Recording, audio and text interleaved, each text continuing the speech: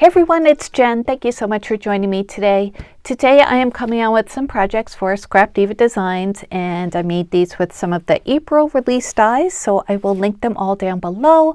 I will also include my referral link if you place an order at scrapdivadesigns.com. Through that link, I do get a commission from the sale, which doesn't affect your cost, just helps me and my channel out. So Thank you guys so much. I really appreciate it when you use that. And please don't forget to use my coupon code at checkout.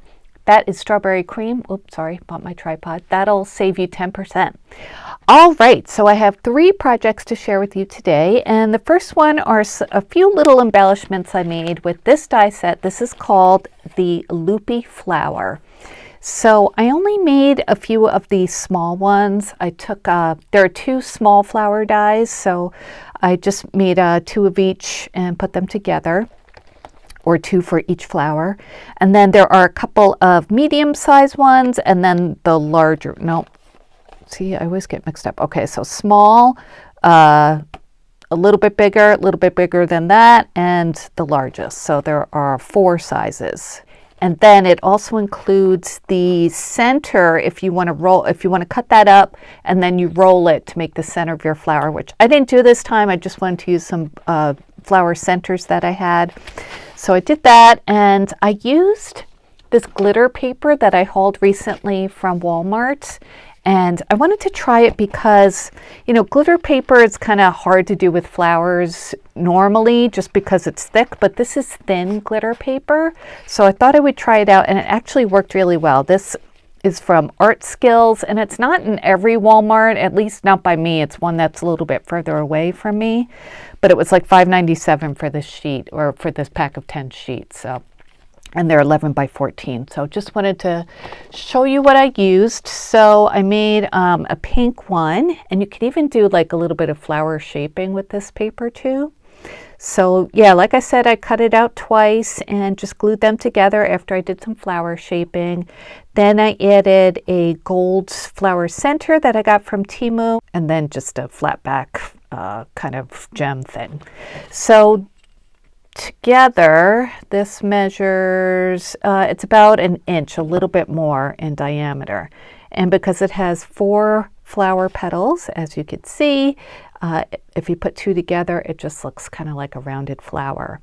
And all the little pieces cut out so nicely, which I attribute not only to the nice glitter paper, but also Erica's dies cut really, really well. So you don't have to worry about these little sections coming out. They just came out really easily for this flower. So there's my pink one, and then I made this like aqua glitter one from the same paper pad.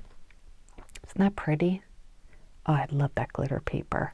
And then I made a yellow one too. Yellow glitter paper, it's not easy to find, especially one that just has like white glitter, you know, not the multicolored glitter. So I will probably make bigger ones only on like specific projects I'm working on.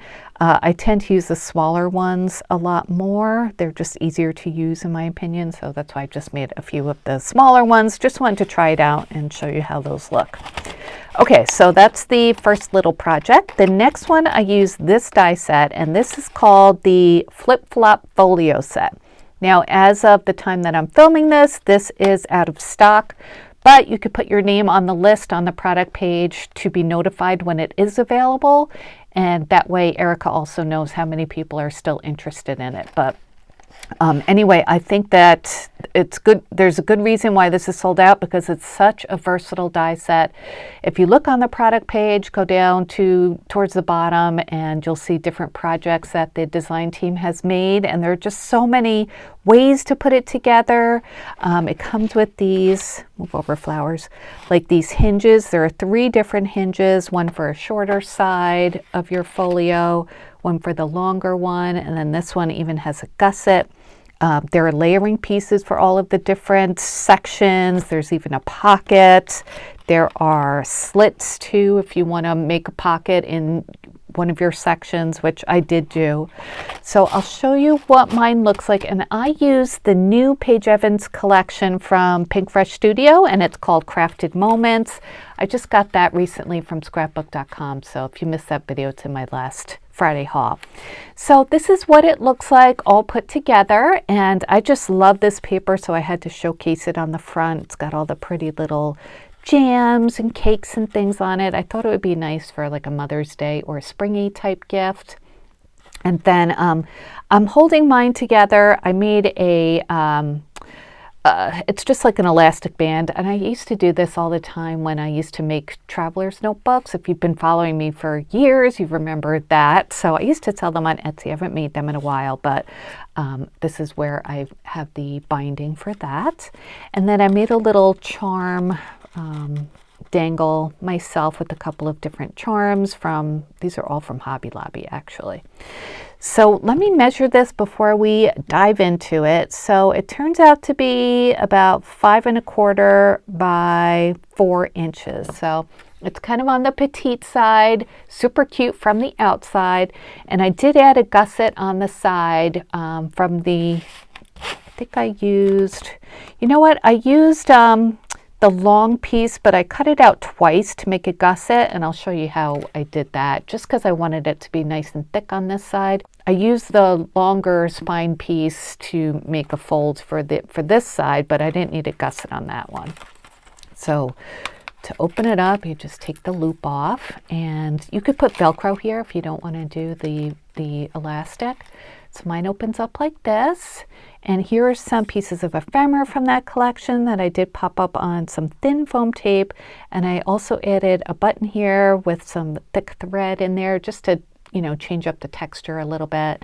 And I wanted a piece of thin ephemera here because it's covered up with the flap.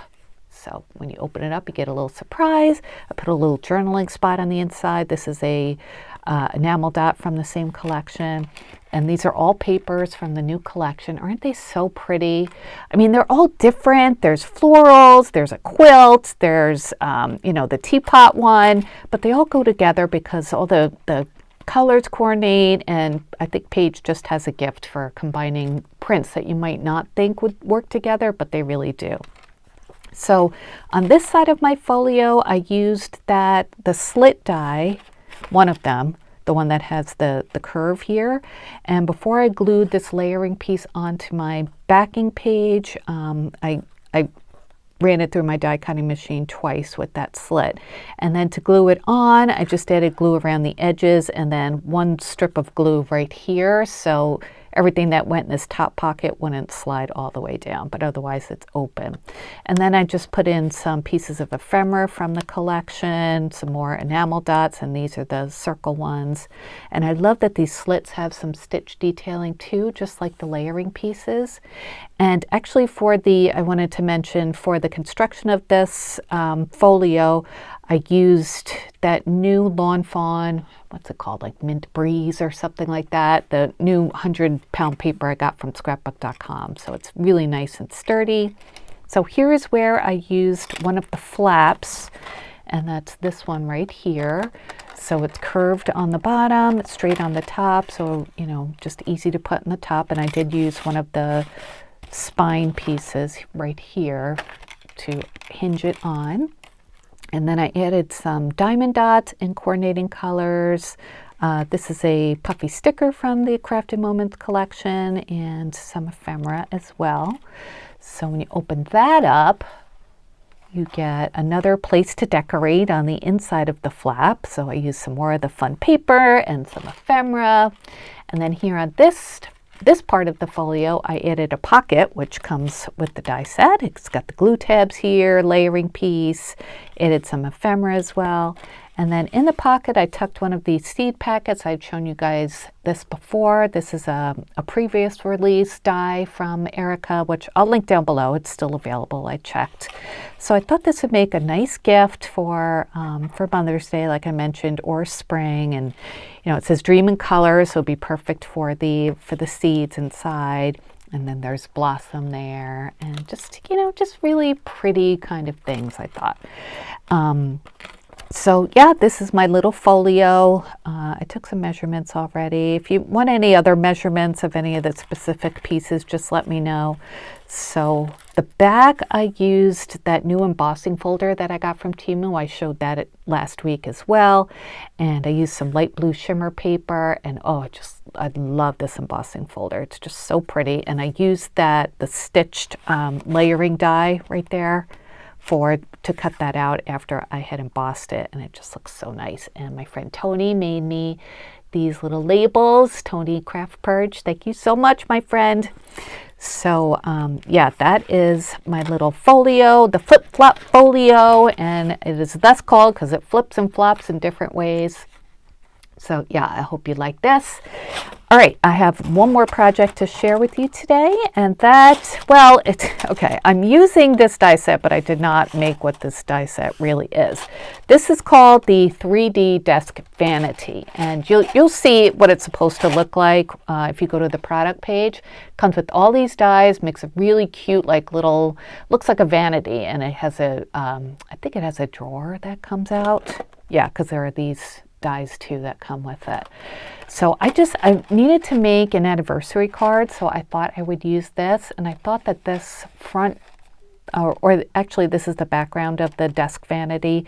I thought that would make a good base for a card, so I used that. And then the paper collection I used is Life of the Party from American Crafts, and this is the card that I made.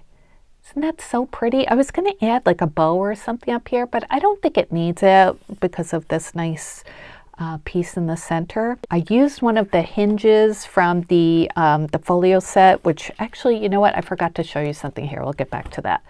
But I did that for the card, and I actually didn't plan to do that. I was trying to cut a fold on the side here, and my die was too close to the edge, so it cut two pieces of the front and the back out, so I just added a hinge here, and that worked fine.